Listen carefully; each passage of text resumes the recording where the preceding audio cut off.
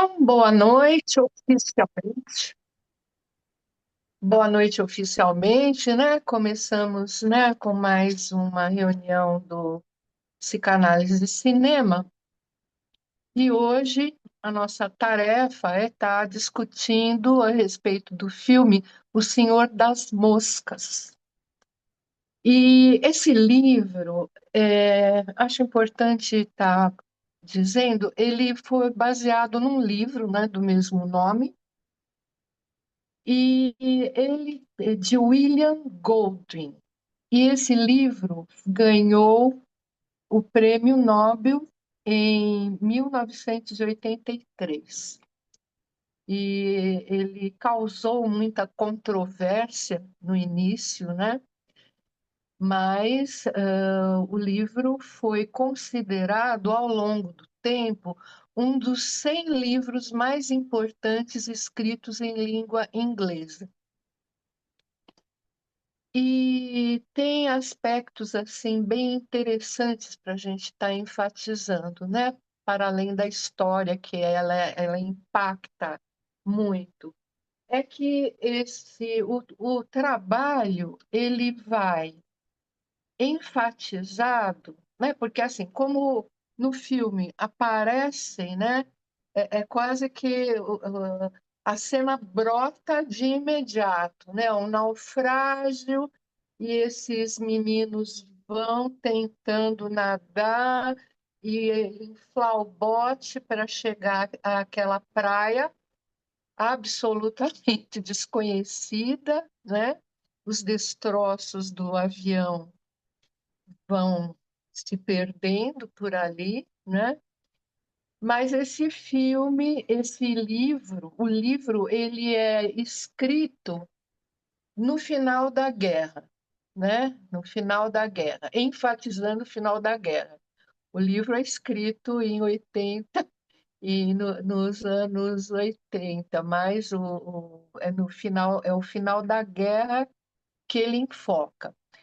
Inclusive, esses meninos, eles são oficiais, né? Eles são meninos de uma escola militar, e isso fica muito claro quando eles começam, né? Ultrapassam esse primeiro momento de extrema liberdade, né? Uma certa euforia, até porque eles sobreviveram, não foi pouca coisa, né? Sobreviveram a um naufrágio, estão todos vivos, né?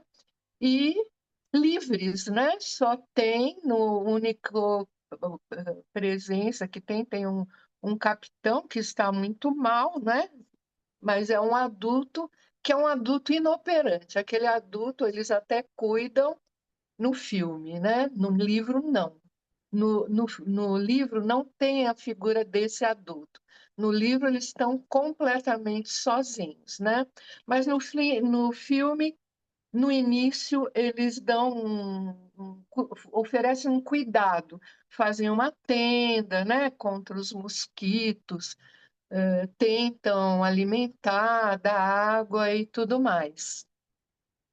E é interessante, né? Aí eu li várias análises a respeito do filme, muito boas, né? Muito boas, inclusive baseadas no Freud, no mal-estar. Até recuperei nossos textos últimos, né, que eram a respeito da guerra, a respeito da questão do mal-estar, mas principalmente dessa divisão interna, né, que o Freud acaba abordando. Não, se é todo mundo tão bom assim, né, como como se justifica que o ser humano seja capaz, né, em determinados momentos, de tanta crueldade, né, sadismo, né? Quer dizer, como é possível? E ele vai tecendo toda uma análise que foram os últimos textos indicados que nós lemos, né? Mas, enfim, nas cenas iniciais, os meninos chegam, tomam contato com essa natureza exuberante, tem o mar, e vão se despojando daquelas roupas, mas é interessante porque eles chegam com roupas militares e eles têm patentes, né? tanto que o Ralph é o que tem a patente mais alta, e por isso ele acaba sendo eleito, né, o chefe, embora tivesse o Jack, que acaba se tornando depois um opositor, né, um rival. Na verdade, ele é mais velho um ano que o Ralph. Então, eles dão uma discutida sobre essa questão, mas o Ralph é o eleito, entre aspas, né?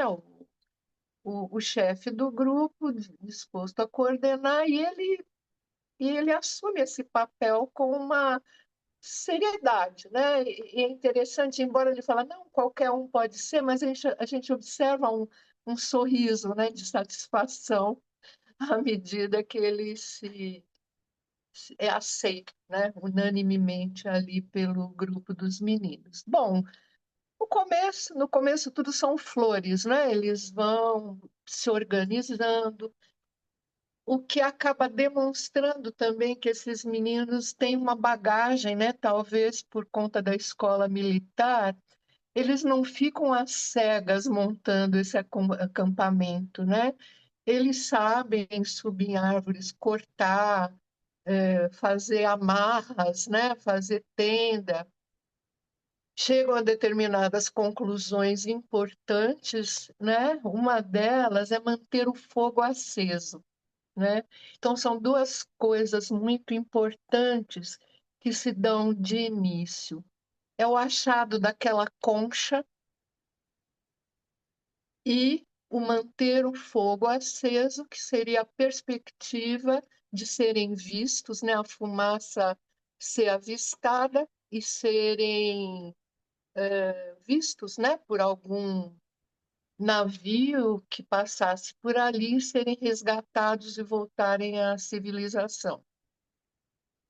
E o Ralph e o porquinho, né? Eles acabam achando aquela concha e o porquinho, dentro de uma das análises, ele, uma das análises aponta o porquinho como o líder verdadeiro, né? Porque ele é muito inteligente e tal, porém ele, pelas limitações e pela pouca aceitação que os outros têm, né? Por conta do preconceito, né? Falam que ele é gordinho, é o porquinho e tudo mais, mas ele que tem os insights, se a gente for prestar atenção, né, de fato. E aí ele fala da concha, e aí fica instituído, e eu acho que é uma coisa bem interessante, bem importante para nós aqui, né, lacanianas, porque é a primazia da palavra. Na verdade, essa concha institui a primazia da palavra e essa condição primordial de humanidade, né? Quer dizer, a palavra ela deve ser anunciada e, ao ser proferida, ela deve ser ouvida por todos. Todos podem até discutir, né, as decisões, votar, escolher, não sei o que lá, mas à medida que um fala, todos devem ouvir. Então, até então, tá tudo certo, tá tudo organizado. Eles acabam tendo um cuidado com os menores, né? Tem alguns meninos que estão nessa faixa etária de 8 a 12 anos, são menores, e tem os outros que já são adolescentes, né? Muito bem, a coisa vai, eles encontram frutos para comer e tudo bem, mas a partir de um determinado momento começa a haver já uma disputa de. Ué, sumiu a Karen. Começa a haver uma disputa pela liderança, e essa disputa se dá entre o Jack, que ao ver, né, passar o porco, ele fala: não, a gente pode caçar para comer, e a gente pode comer carne, né? A gente não precisa se alimentar de frutas somente. E então, esta, esse interesse, né, vai escalando, né, porque o Ralph não aceita muito essa ideia da caçada, né? E no filme existe esse capitão, né, esse oficial que estava com eles, eu entendi que é o piloto, se não me falha a memória. Ele some ali pelo meio da mata e vai se esconder, né, ou ficar alojado lá numa caverna. E o que ocorre é que os meninos acabam achando que tem um monstro por ali, né? O Jack de início diz que não tem um monstro, mas ele acaba se utilizando desse artifício para poder intimidar, né, principalmente os menores, e criar um público, né, submisso. E eu sei que esse grupo, né, o que todo mundo assiste é que esse grupo de caçadores, né, vai se formando um grupo de caçadores que vai cada vez mais aumentando com os dissidentes, né, do grupo que é mais organizado ali, né, e que está organizado em torno ainda das regras com as quais eles aportam nessa ilha. Essas regras vão pouco a pouco sendo substituídas pelas regras de outro grupo. Então a gente pode já desenhar, né, nesse início, como se formassem dois grupos mesmo, né? Um que é um grupo mais ligado, né, à civilização tal qual a gente conhece, né, e que é fundada na palavra, valores como a democracia, né, uma ordem instituída, regras, né, um regramento dentro do conhecido. E um outro grupo que vai sendo mais ligado à barbárie, né? Então, assim, eles se pintam, eles começam, eles têm um prazer sádico nessa caçada, né? De cercar o porco com fumaça e matar e depois cortar essa cabeça de porco fica ali exposta, seria para afugentar o monstro, né? Que teoricamente habita aquela caverna. O monstro está ali, tem que ser afastado. Bem, tudo isso vai num crescendo, né? Vão acontecendo alguns episódios interessantes, né? Tem uns gêmeos que, inclusive, de início estão mais ligados à liderança do Ralph, mas vão se descolando e vão funcionando como sentinelas ali do grupo do Jack, e eles vão cada vez mais se distanciando, né? Porque no início o Ralph e o Jack se davam bem, né? Mas vai havendo um distanciamento e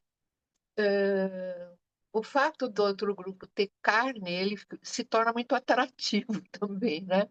Para os outros meninos, e vão acontecendo coisas graves num nível crescente, né? Por exemplo, um outro menino, que é o Simon, que é mais independente, né? Ele tem uma visão mais crítica, tanto que ele vai até a caverna, ele consegue ver que não tem monstro nenhum, que é o capitão, que deve estar louco, né? Fugiu para lá, ficou ali, porém, ele entende que não pode desfazer, né, essa mentira. Essa mentira tem um significado importante ali para o grupo do Jack. Ela se presta à manipulação, à sujeição do grupo. Bem, as coisas vão cada vez mais ficando sérias, né? Porque nesse afã de estar lá no grupo da caçada, os encarregados de manterem o fogo aceso, deixam o fogo apagar e passa um barco muito próximo, né? Um navio muito próximo, e com ele vai a esperança de resgate, né? Então dá um conflito muito grande entre o Ralph e o Jack, e eles acham que não tem nada que eles ficarem tomando conta do fogo, então quebra-se um elemento importante da união, né? Porque nessa caçando ou pegando frutas, ou sendo coletores, né? Caçadores ou coletores, em torno do fogo e em torno também da palavra, da concha, o apito, né? O som produzido que trazia todos para a Assembleia, né? Fica algo, uma ruptura mais importante, uma ruptura do caráter simbólico que unia esses dois grupos de meninos. Bem, há uma disputa entre o Ralph e o Jack, e no final acabam ficando sozinhos o Ralph e o porquinho. Porém, eles ainda têm algo muito importante, porque eles conseguem manter o fogo, que é um elemento vital, né? Conseguem pelos óculos ali do porquinho, né? Normalmente é o Ralph que acende os gravetos para formar uma fogueira. Até que eles são atacados, né, pelo grupo ali, e as cenas vão se tornando assustadoras, né? Porque são meninos, mas você não consegue se desligar do aspecto da ameaça, né? Que eles vêm, enfim, com toda a agressividade para cima, né? E levam essa, esses óculos embora. E daí são coisas também para a gente pensar, né? De elementos que permitem que se viva em sociedade, além desses elementos sociais de proteção, de unidade, da palavra mesma, né? Das regras e todo um regramento. Existe, entre aspas, uma tecnologia que permite que a gente tenha avançado, né, ao longo das civilizações. Por exemplo, quem não enxergasse em períodos remotos, provavelmente seria uma pessoa que morreria muito rápido, não poderia participar, sei lá, de uma caçada ou de tarefas, né, mais importantes, e com certeza ficaria segregado. E é um pouco o que acontece, né, com o porquinho, embora ele seja um menino muito inteligente, né? E nisso o Ralph se propõe a ir buscar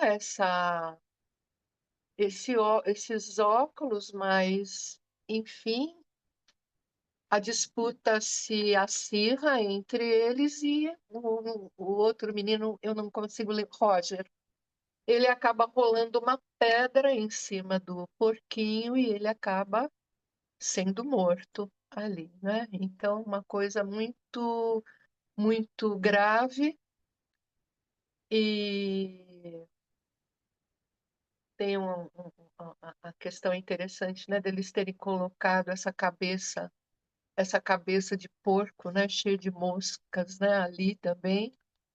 E o Senhor das Moscas, né? Quem é o Senhor das Moscas, na verdade, né? E quem é o monstro, né? Bom, enfim, para encurtar, eles vão caçando, né? Eles organizam uma caçada e que acabam matando o Simon, né? E, por último, vem perseguição ao Ralph, também com o intuito de matá-lo, né? Isso muito encurtado, mas acontece uma cena muito interessante, né? No limite, aí, quando esse grupo de meninos todos pintados e com lanças na mão, né? As lanças de caçar javali estão prestes a capturar o Ralph, que vem chorando, desesperado. Ele para em frente a um homem, né? Enorme. E no filme ele é um mariner. Interessante, né? Porque é uma coisa muito dos Estados Unidos mesmo, é uma coisa muito americana, né? Os mariners têm um status muito grande, né? Dentro das corporações, exército, marinha e aeronáutica, né? Os mariners são elite, fuzileiros navais, né? E os mariners.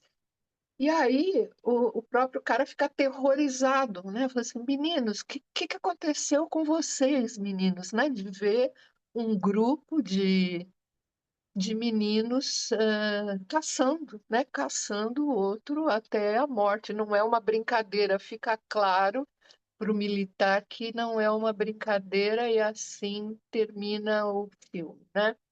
Enfim, acho que eu vi esse filme há muito tempo atrás. O CRP também fazia discussões de cinema e então vinham sempre pessoas para estar discutindo, né? E eu me lembro bem da discussão desse filme, né? E dessa ênfase aí nesse Mariner no final de tudo, né? Como se tivesse sempre um elemento salvador, né? Que restituísse, que fosse capaz de restituir, né? A integridade, né? Nas guerras, nos conflitos ao redor do mundo, na personificação dessa figura do Mariner, né?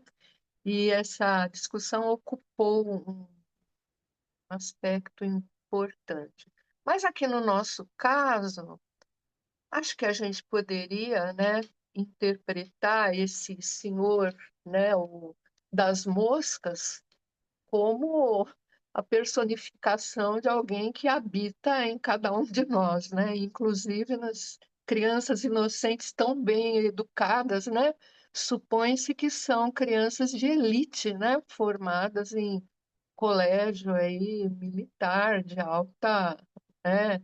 Eles sabiam várias coisas, tocavam, né? Eles tinham também, deu a entender que eles tinham educação artística, né? Eles acham, né, um instrumento lá, uns todo arrebentado, né? Mas tem uma menção a isso, né? Mas eu andei dando uma olhada nos textos que a gente leu, né, nessas últimas. E aí eu separei algumas coisas para a gente poder, talvez, incorporar, né, na nossa discussão de hoje, né? Então, no Considerações Contemporâneas sobre a Guerra e a Morte, eu destacaria e deixei até num quadradinho aqui o tema do estrangeiro, né? Mas eu separei uns trechinhos, um deles diz o seguinte: das grandes nações da raça humana que dominam o mundo, às quais coube a condução do gênero humano, das quais sabemos que se consagram ao cultivo de interesses mundiais e cujas criações são os progressos técnicos no domínio da natureza, bem como os valores culturais, artísticos e científicos, desses povos havíamos esperado que soubessem resolver por outro caminho as diferenças e conflitos de interesse de cada uma dessas nações. no interior de cada uma dessas nações foram estabelecidas e elevadas normas morais para o indivíduo, a partir das quais ele deveria adaptar a condução da sua vida, se quisesse fazer parte da comunidade civilizada. Bom, é todo esse processo de educação, né? Essas prescrições de um rigor frequentemente excessivo, diz o Freud, exigiram muito dele, homem, né? Uma grande autorrestrição e uma ampla renúncia à satisfação pulsional. Ele era, sobretudo, impedido de se servir das vantagens extraordinárias que o uso da mentira e da fraude proporcionavam na competição com semelhantes. Então, assim, o homem, fruto desse processo, né? E ele está fazendo uma ênfase na raça branca, as raças que colonizaram, né, e tal. Na competição com os semelhantes, né? Uma visão idealizada dos povos civilizados, né? Tudo isso tem um ideal, né? Que quando a gente vai olhar para valer, parece que não corresponde muito, não é muito isso que a gente vê. Aí ele fala da guerra. Separei um outro trecho que ele fala da guerra. O que que a guerra faz com todo esse ideal, né, de pessoas cultas, educadas, né, pautadas pelos mais altos valores? A guerra trouxe uma desilusão para além do que os povos civilizados se conhecem e se compreendem.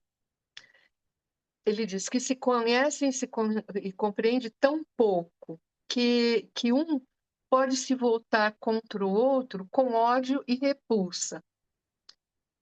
E que mesmo uma das maiores nações civilizadas torna-se tão amplamente depreciada que pode ser feita a tentativa de excluí-la da comunidade civilizada como bárbara.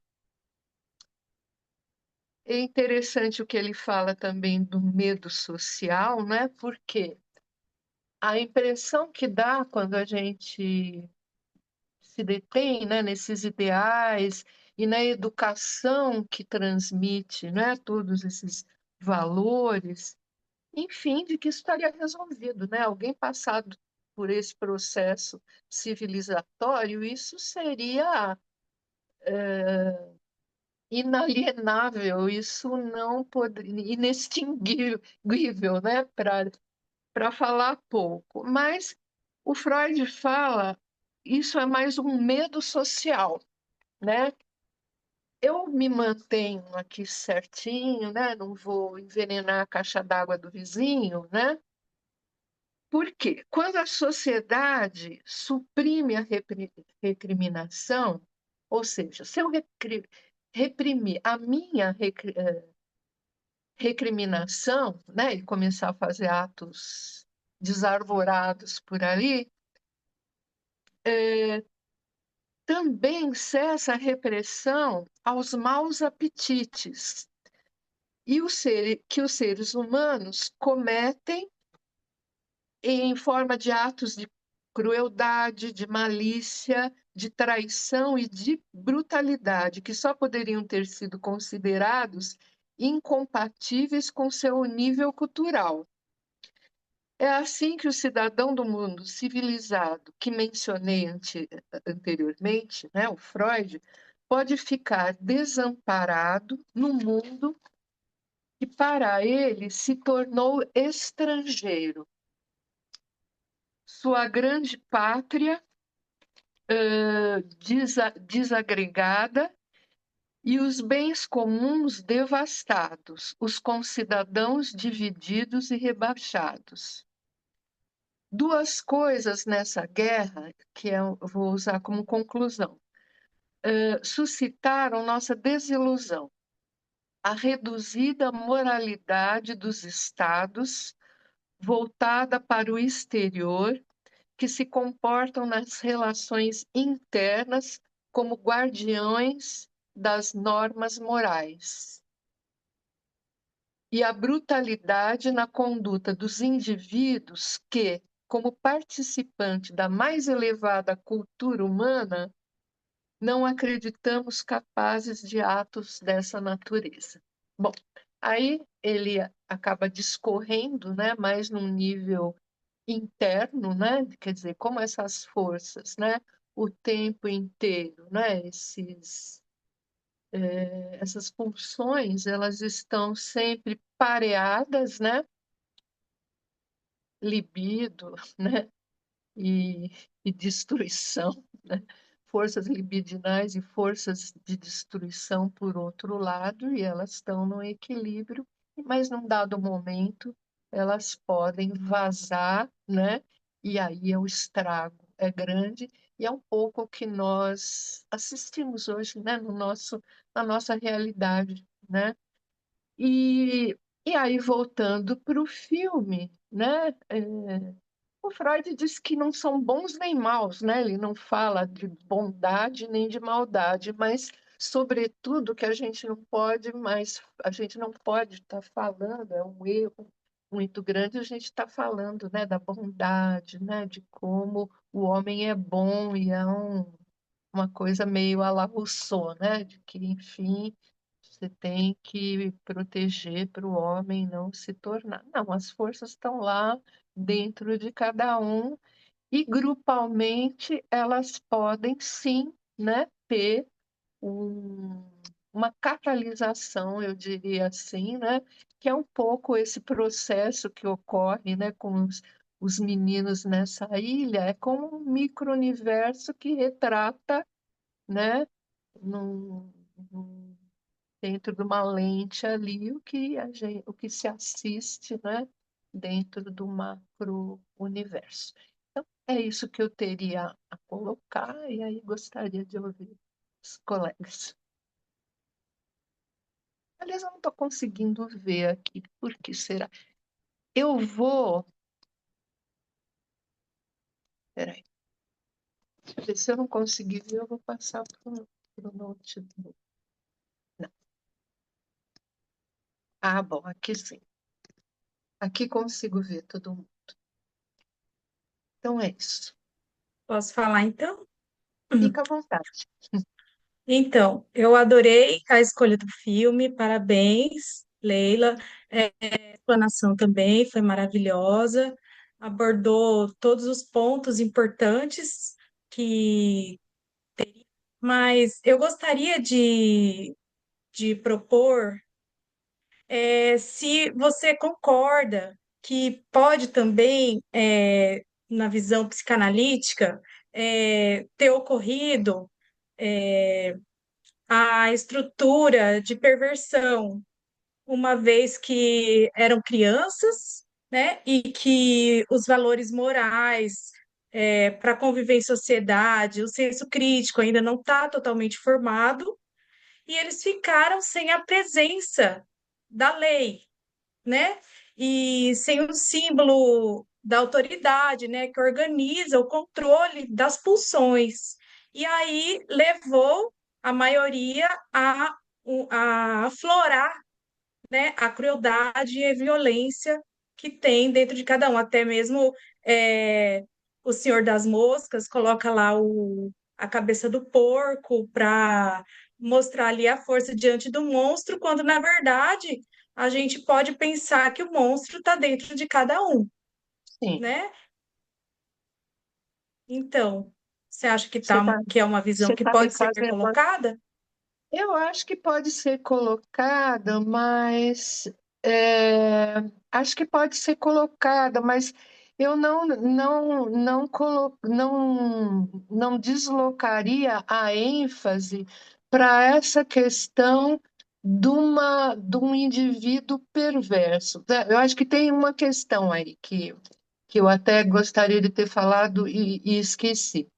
Um líder, ele é um líder em determinadas circunstâncias, né? A gente fala, liderança, por isso esse pessoal que faz curso de liderança por aí, né? É uma coisa, né? Entrega um receituário que, na verdade, ele é muito frágil, né? Como se você fazendo um treinamento de liderança, você saísse com a capacidade de liderança para qualquer contexto. Não, não é verdadeiro. O líder, ele vai ser líder porque ele vai ser aquele que atende às expectativas do grupo. No caso, sobrevivência. O líder daquele grupo era a escolha do líder estava vinculada à questão da sobrevivência e de uma organização perante um ambiente inóspito, né? Não tem nenhum adulto capaz de se responsabilizar por eles, né? Que alguns meninos, né, pudessem ter traços, né, mais perversos, que aí você está falando do caso do Jack, com certeza possível, né? Mas eu acho que as coisas se dão dentro de um processo, né? Porque ele sozinho, ele não teria condições de Não teria. de poder Tramar trazer toda todo essa. mundo para baixo da própria asa, né? Foi Uhum. preciso uma série de manejos, né?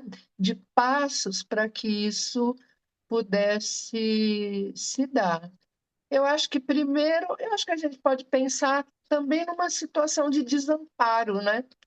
Isso é Além de complementar. tudo, é porque eles ficam tão exultantes com essa natureza, a possibilidade de estar se virando sozinho, tem um componente de fantasia, e eles estão há pouco tempo ainda. Eles não chegaram, em nenhum momento esse grupo chega num momento de desespero, por exemplo, não tem o que comer, começa a chover, ficam doentes, né? Começam. Ali estava fervendo de oportunidades de uma bactéria ali começar. Enfim, eles não passam por nenhuma situação desse tipo. Então, é como se eles pudessem ser providos pela floresta ali, pela mata, e vão se organizando. Estão num grupo grande e vão assumindo esses papéis. Mas o que eu acho é que, num dado momento, o outro líder, né, representado pelo Jack, ele acaba parecendo ao grupo mais interessante do que a liderança oferecida pelo Ralph, né? Que era uma liderança mais pautada naquilo que eles já conheciam, né? Na palavra, nas ordens, nos regramentos que eles já conheciam e na obediência, né? Como eles vêm de uma escola militar, é obediência. Então, assim, você tem cada, a cada vez uma dupla cuida do fogo, você tem que obedecer, porque senão disso depende o grupo. Mas a outra liderança não foi isso que ficou muito sedutor, né? Eu acho que tudo bem que o Jack pudesse ter sim um traço mais perverso que trouxe à tona o sadismo do grupo como um todo, né? Porque eles poderiam resistir, que é o que o Ralph fala para os gêmeos, né? Vocês podem resistir, vocês não são obrigados a seguir o que ele tá falando, né? Mas tem toda uma. Talvez. Vamos voltar aqui para o texto do Freud, né? Tudo aquilo que não se pode experimentar no ambiente civilizado, né? Essa liberdade, essa vazão, esse transbordamento dos instintos agressivos, né? E então esse líder deu lugar a que isso viesse à tona, né? sob a liderança dele. E o outro não, o outro deu o quê para eles? Mais do mesmo, né? Regras e obediência, mas só que regras e obediência num lugar onde as coisas são muito limitadas, né? Não tinha, acho que os bens que eles poderiam usufruir num ambiente normal. Então, ali para ter carne, que é o que eles queriam voltar, só tinha fruta, água de coco, estavam alimentados, ninguém estava morrendo de fome ali, né? Mas caçar o porco tinha uma série de outros elementos, né? Novos para o grupo como um todo, que ficou muito atrativo. Então, assim, concordo, acho que o Ralph poderia ter, sim, esse elemento mais perverso, mais sádico, né? Porém, o que permitiu a ele ser um líder foi o fato dele oferecer ao grupo elementos que foram muito valorizados em oposição ali, o que o outro líder. E vamos voltar na guerra, né? O Hitler, quando entra, né? Vamos fazer aqui. O Hitler tinha componentes perversos, mas sem sombra de dúvida, né? Hoje a gente. Mas e interessante que o Hitler entra pelo Partido Socialista, olha só. Ele começa a participar primeiro das reuniões como partido, como membro do Partido Socialista, tá, tá, tá, tá, tá, tá. E ele vai falar o quê, né? Da raça pura, né? Da eugenia, dos altos valores culturais. Então, vai, Alemanha.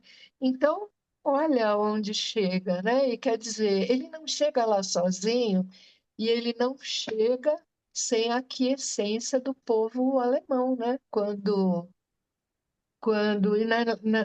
na época foram os americanos que chegaram em Auschwitz, né, e viram as pessoas lá naquele estado, eles mostravam para os alemães e falavam assim: olha, vocês não viram isso, né? Como é possível que vocês não pudessem ter visto isso, né? Vocês permitiram isso, né? Esse esse resto, né, da guerra, né? Quer dizer, não é a luta no campo de batalha entre pessoas que estão em condições físicas, mas pessoas já pele e osso subjugadas ali. Então, o líder, né? Algumas lideranças elas trazem em si esse componente. Sim, não é? Basta a gente dar uma olhada no que tem por aí hoje, né? A gente talvez não precise nem ir lá. É que no caso do nazismo tem um começo, meio e fim, e onde a gente pode ver um resultado, né, dessa liderança e aqueles que o seguiram, né? E aí a gente lembra da Hannah Arendt, né, no julgamento lá, né? Ela fala, mas fala da banalidade do mal. Ele era um burocrata. Qual era o nome dele mesmo? Eu não vou lembrar agora, daqui a pouco eu lembro. Ah, Eichmann, o julgamento do Eichmann. Ele era um burocrata, quer dizer, o cara que mandou matar milhões de pessoas.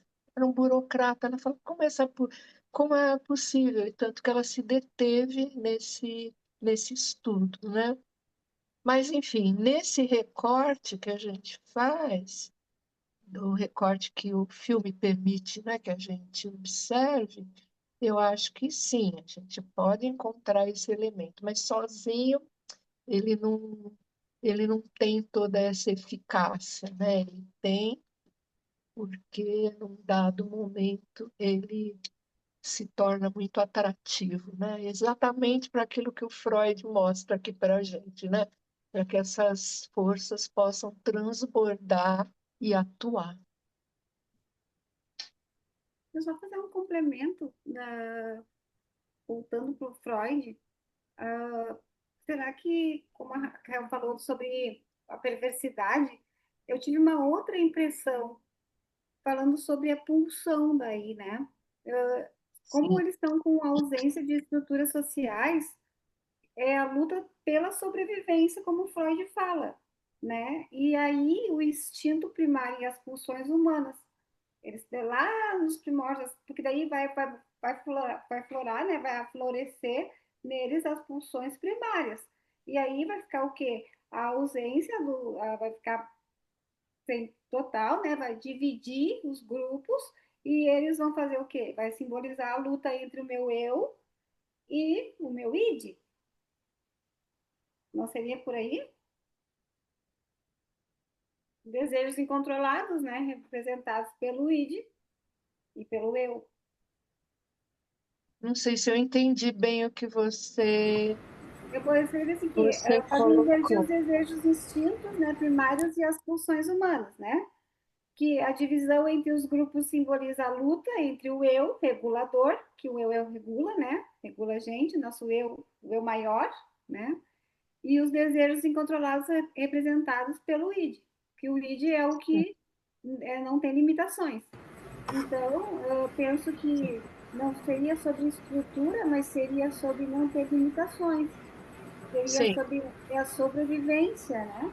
Seria sobre eu lutar pela minha sobrevivência, não tendo a limitação da vida do outro. Eu me mantenho vivo enquanto é, eu eu acho que pode pode ser falar. visto, sim, a luta entre o eu, também uma outra leitura possível, a luta entre o eu e esses Então, instintos mais também a gente primários, pode né? refletir sobre a questão até que ponto Eu essa estou te ouvindo civilização, muito baixinho, estou fazendo um esforço. Tem condições de aumentar um pouquinho? Não sei se todo mundo, mas eu queria até que ouvir. ponto, até que ponto a civilização, né, ela pode, tá ouvindo agora? Tô, melhor. Tá ouvindo agora? Até que ponto que a civilização, ela pode, deixa eu só voltar aqui que eu saí, gente. Aqui, agora eu não sei mais onde é que eu tô. Até que ponto que a civilização é uma construção frágil que se dissolve diante de uma pressão das pulsões básicas primárias.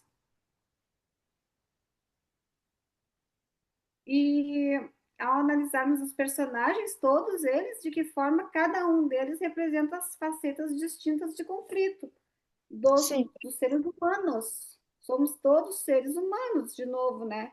E como a relação entre o eu, o id e o superego, porque nós estamos falando de Freud.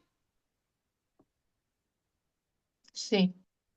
Sim, e se a gente for pensar, isso é interessante que você também destacou, né? Os personagens podem ser também recortados, né? Quer dizer, tem esses principais que estão ali no conflito, que são quatro, né? Que são o Simon, Jack e Ralph e o porquinho, né? Eu acho que esses quatro, eles têm um destaque. Porém, tem os outros, né? Os que se associam, né? O Roger, tem o bando dos meninos menores, né? Que esses não têm ainda condições, né, de se opor, eles vão meio na maré, né? Aí aonde eu acho que representam um grosso da sociedade. Se a gente for pensar, né, numa representação do que a gente tem na sociedade, tá ali, né? Algo que vai junto com a maré sem se opor, né? Os gêmeos dão voz, né? Eles não concordam com toda aquela agressividade, mas eles não entendem que tenham força para se opor e eles têm uma vantagem ali, né? Eles ganham um papel, inclusive, que é o papel de um status, né? De sentinelas e ganham carne, que é um pouco aquilo que participar de todo esse ritual, né? O ritual ali fica muito claro que esse ritual ele tem um apelo erótico muito importante, né? Eles estão tomados, eles estão em transe quando estão naquele ritual, A né? gente ficou muito claro, assim, a divisão dos grupos, o uso do medo, que eu até botei ali, né? Sim, O conflito entre as civilizações, como tu bem falasse, e a selvageria, né? Entre eles mesmos, inclusive, e os impactos na sociedade e nos comportamentos dos mesmos, né? Então, em sim, resumo, para mim, ele serve como uma poderosa metáfora para a gente explorar a dinâmica do poder, né? Do controle das relações sociais, todas as relações, né? Desafiando os espectadores a nós a refletir sobre a verdadeira natureza da humanidade e o papel que cada um de nós ocupa dentro desse dentro, contexto todo, né? Dessas estruturas de regulamentação, de regulação, na verdade, né? E comportou comportamento. Como que a gente está regulando o nosso comportamento, né? Dentro da sociedade. Então, é sobre isso que eu tive essa impressão, né? É sim, dentro dessa estruturação psíquica, mas dentro de um contexto mais de mesmo medo, de apavoramento do que a gente está vivendo hoje, século XXI, que o Freud falou lá em 1918. sim. Uhum. Sim, muito pertinente essa sua observação. Perfeito, muito bom. Era desculpa qualquer coisa, eu gritei porque eu não sei se estão me ouvindo. Eu fui muito por esse lado também da Fátima, do id e do ego, pensando que, como eles estavam ali, né, precisando de comida, tinha aquela coisa, né, que fora da mata, come-se carne, eles falavam muito de proteína, e quanto que eles precisavam de Proteína. comer, eles falavam, né, tipo, a gente não precisa só de fruta, né, e a proteína e tal. Fiquei pensando muito nisso, é, e aí, relacionando com o que a gente estava falando nos outros encontros sobre os líderes, tem muito disso, né? Então, por exemplo, eu pego a necessidade básica da pessoa, faço com que aquilo seja algo explosivo, né? De tipo de sentimentos e de reações. A agressividade todos nós temos, então já estava ali, e aí ele foi utilizando de recursos para meio que tentar controlar, né, para conseguir pegar então mais integrantes, né, de tipo, olha como vocês realmente precisam. Teve até uma parte do filme que ele fala assim, tá vendo? Eu prometi para vocês que eu ia conseguir matar o Sim, porco, né? E aí ele joga isso. Teve um outro momento também que eu fiquei pensando nessa agressividade, é, e fazendo as coisas por impulso, né? Sem muito pensar ali na razão, que eu acho que já é muito voltado para o outro integrante. Quando ele coloca ali não só a questão do porco, mas ele coloca em xeque, né? E aí, você conseguiu, você vai conseguir, né, sair daqui? Tipo, você está falando de uma promessa aí, e aí, você vai conseguir? Então, fiquei muito pensando nisso. E no porquinho, eu pensei muito no superego, porque ele meio que tenta equilibrar, né? Tipo, tá, realmente, a gente precisa, tanto que ele come ali, o porco teve um momento, né? Ele entendeu ali que realmente a gente precisa, mas vamos pensar então em sair daqui, vamos pensar, né, o que a gente pode fazer. Pensei nesse equilíbrio. Enquanto o outro participante, eu pensei muito só na razão. Ele estava muito ali no ego, né? Então, a gente precisa encontrar uma forma de sair, a gente precisa encontrar uma forma de fazer fumaça, né? Para alguém localizar a gente, para alguém ver a gente. Então, eu fiz algo bem parecido assim com o que a Fátima fez. E fiquei pensando também o quanto que os líderes que a gente tem hoje tenta manipular de alguma forma no sentido de necessidades básicas mesmo, sabe? E aí consegue pegar pessoas, né? Olha, tá vendo? Você precisa de tal coisa, eu vou te fornecer tal coisa. vem comigo. E aí fica muito mais palpável, porque é aquela coisa de tipo, eu tô precisando, é isso, sabe? E aí não tem uma análise ali da razão, né? Não tem uma coisa do que é de fato, só vai por instinto mesmo. Sim, sim. E no caso, né, essa manipulação vem em cima de bens essenciais, né? Por exemplo, ali a carne seria um bem essencial, né? Embora eles estivessem comendo frutas, bebendo água, né? Banana, eu lembro que tinha bastante, né? Então, nutrido, ué, mas eles poderiam, eles eram tão espertos, podiam até pescar, fazer qualquer outra coisa, fazer rede, né? Eles teriam formas de poder resolver outras carências, né? Eles estavam ali no começo, mas eu acho que além de tudo, né, não foi o bem que eu concordo com isso, né? Eu acho que ele faz uma manipulação desse desejo, né, de comer carne, mas eu acho que tudo que envolve a caça tem um valor simbólico, no caso, né? Importantíssimo, né? Porque ele acaba propiciando um outro modo de estar nessa situação, né? E ter um gozo, né? Ter um gozo nessa situação que da outra forma não tinha. Era só, tá, então vamos sobreviver, tá? Então tá aqui o fogo, vamos manter, alguém vai ver a gente, tá, agora vamos chamar todo mundo, tal, tudo isso. Vamos cuidar dos pequenos. Tinha todo um regramento importante, né? Mas no outro tem algo ali que aponta para outras coisas para além da sobrevivência. Não é a sobrevivência que está em jogo ali, é outra, é o fetiche, né?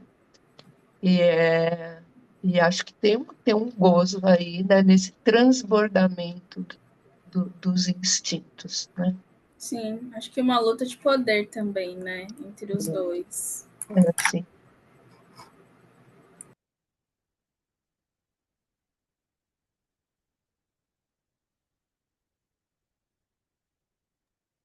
E Gente, Jéssica? mais alguém? A Jéssica tá quietinha? Como é possível? Ai, é que faz. Bom, eu assisti o musical há alguns anos atrás, e aí, como eu não consegui assistir o filme, esses detalhes que vocês estão comentando sobre os personagens e as cenas, eu não tenho tão fresquinho.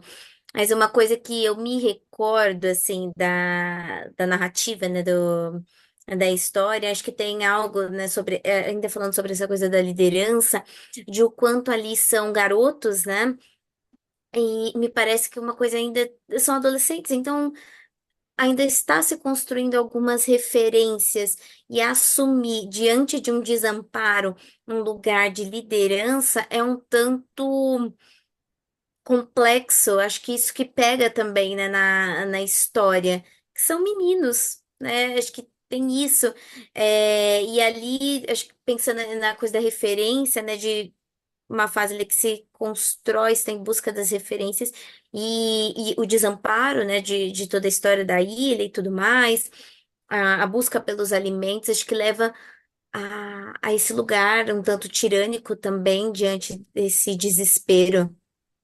Acho que isso que, assim, de resgatando, né, a minha memória em relação à narrativa, acho que eu consigo me recordar de algo assim também nesse sentido que fica bem escancarado na história. Certo, certo. Gente, como fechamento, então, vou trazer algumas coisas que vocês trouxeram, mas que, para mim, enquanto eu assisti o filme, depois retomando, né, questão teórica mesmo, para mim veio muito forte o quanto, de fato, a psicanálise e o Freud construiu uma teoria em cima do ser humano enquanto um ser absolutamente social, né? O quanto isso é indissociável. E o Lacan continua indo pela mesma pela mesma linha nesse sentido, né? Quando traz o grande outro, inclusive, como um representante da cultura, né? E quanto a gente é gente na relação com o outro, né? E que a queda dessas figuras simbólicas e de certo poder e que desse lugar paterno traz essa barbárie também, né? Para mim veio muitos textos clássicos do Freud, Totem e Tabu, a queda, né, do pai e uma relação muito Esse primitiva. porco, o Exato, totem do porco.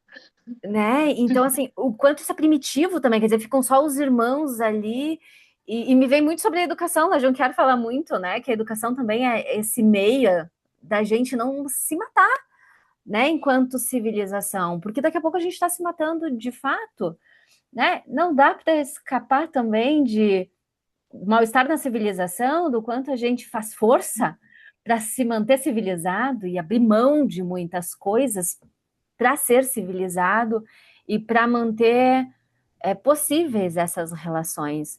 E psicologia das massas e análise do eu.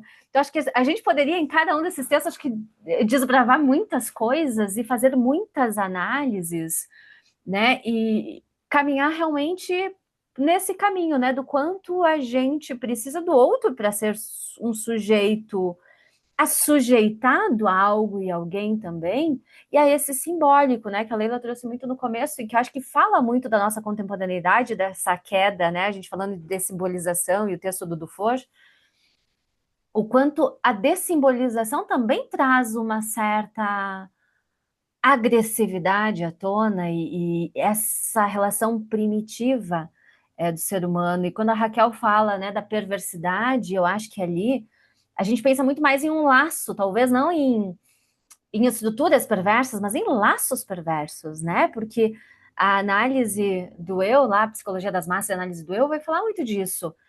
Algumas identificações acontecem. Essa identificação nesse filme em específico diz muito sobre essa sobrevivência, né? A convivência ela fica em segundo plano, quer dizer, a gente precisa viver e como que a gente faz para viver, que eu acho que é o ponto lá dos gêmeos, né? Eles têm uma civilidade, tanto que eles apoiam ainda o Ralph mesmo quando eles são do outro lado, Sim. mas ainda assim a sobrevivência ali falou um pouco mais alto, então eles optam nessa identificação por estar de um lado, mas não que eles estejam totalmente desprovidos de uma certa sensatez. Eu achei muito interessante, até que enquanto vocês falavam, eu me lembrei de uma fala do Porquinho, e veja bem, como a gente já até descolou do nome dele, né? Ele é o Porquinho, e o Ralph, ele diz, poxa vida, a gente fez tudo certo, como os adultos fariam, e por que não adiantou? O que deu errado? Né? A gente foi sensato, a gente seguiu as regras civilizatórias, e porque assim a gente não conseguiu convencer os outros de que a civilização é o caminho, né? Eles escolheram, a grande maioria, pelo caminho da barbárie, né? E eu acho que isso diz muito realmente disso que é do ser humano, que a gente, né, até num dos textos que eu lhe dizia, né, do quanto nós mesmos somos essa agressividade toda, o monstro que a gente coloca fora, mas disso que está dentro e que a gente não reconhece, né? O Sartre falava que o inferno são os outros, mas o que tem dentro da gente mesmo que a gente não reconhece? E veio mais um texto daí, que é um texto um pouco menos conhecido do Freud, do infamiliar, o inquietante, o estranho, que vai falar desse algo que existe e que é estranho, mas ao mesmo tempo familiar, quer dizer, tá ali, mas a gente não reconhece. E que tem essa questão do medo, tem essa questão do monstro, do demônio, disso que a gente não consegue reconhecer, que a gente põe fora, mas que também, de uma certa maneira, está dentro, né, de cada um.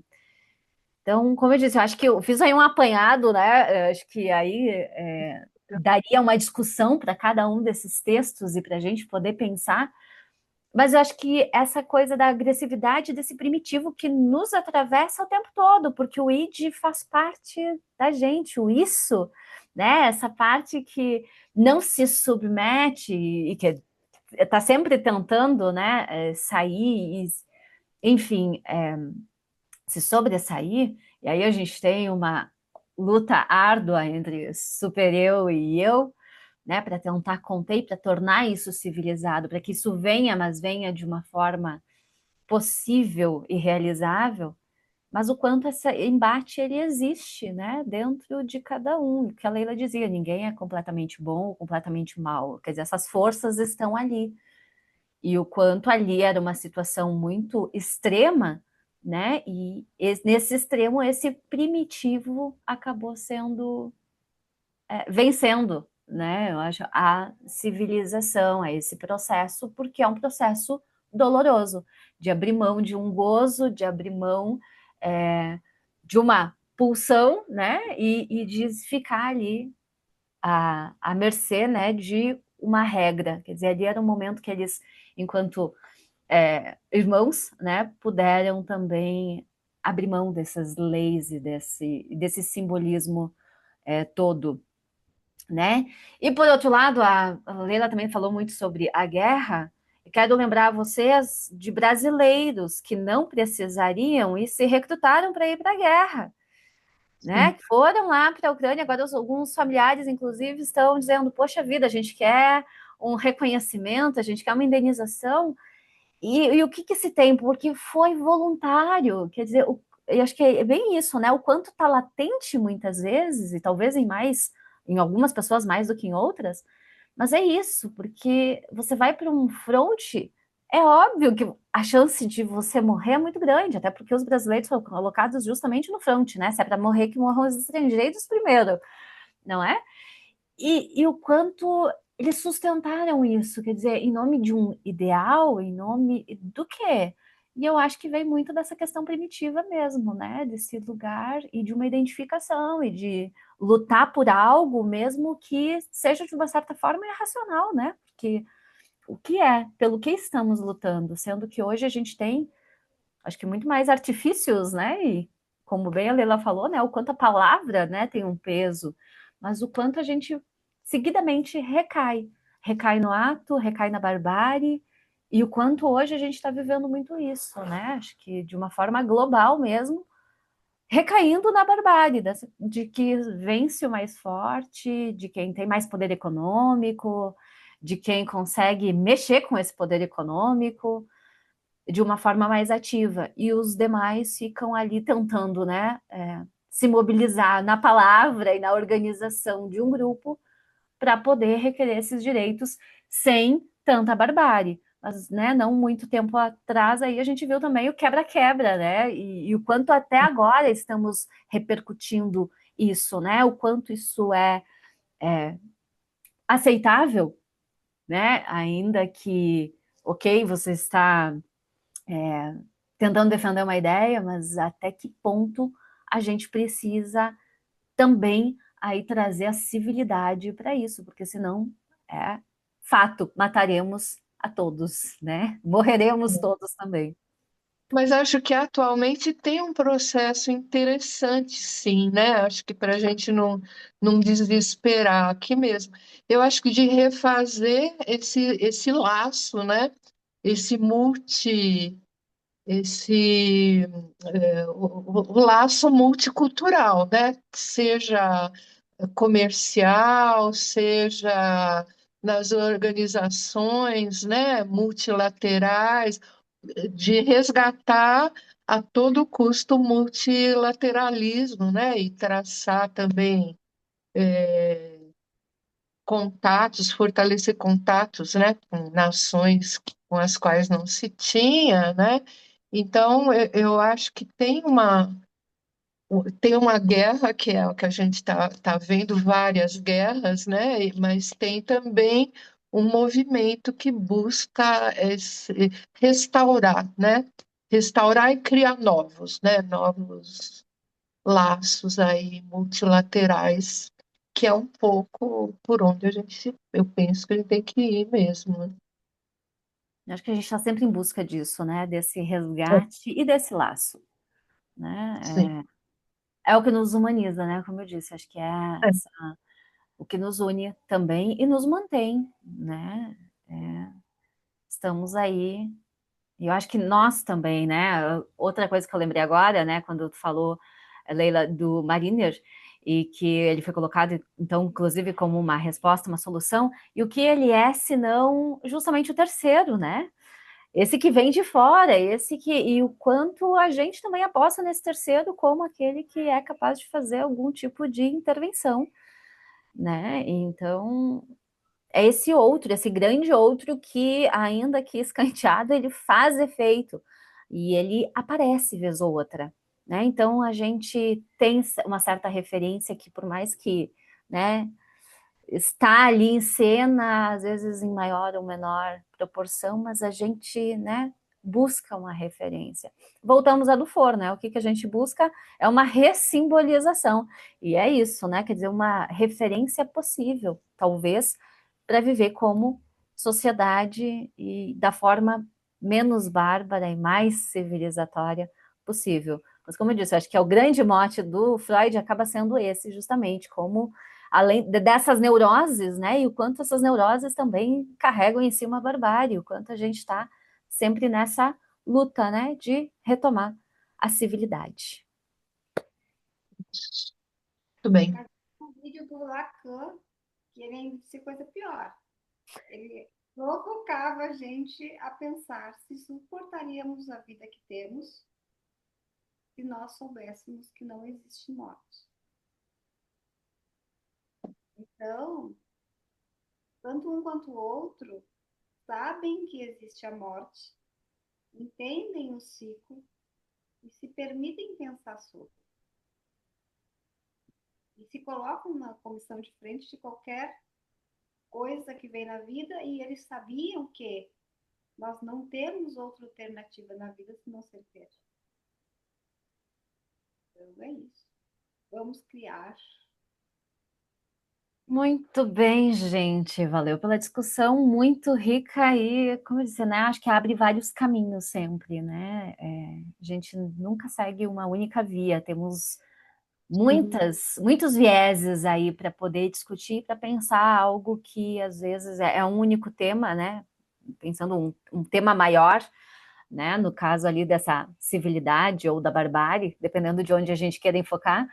Mas é isso, né? São várias leituras possíveis, mas que no final das contas a gente sempre aposta no humano e num processo civilizatório, né? É isso.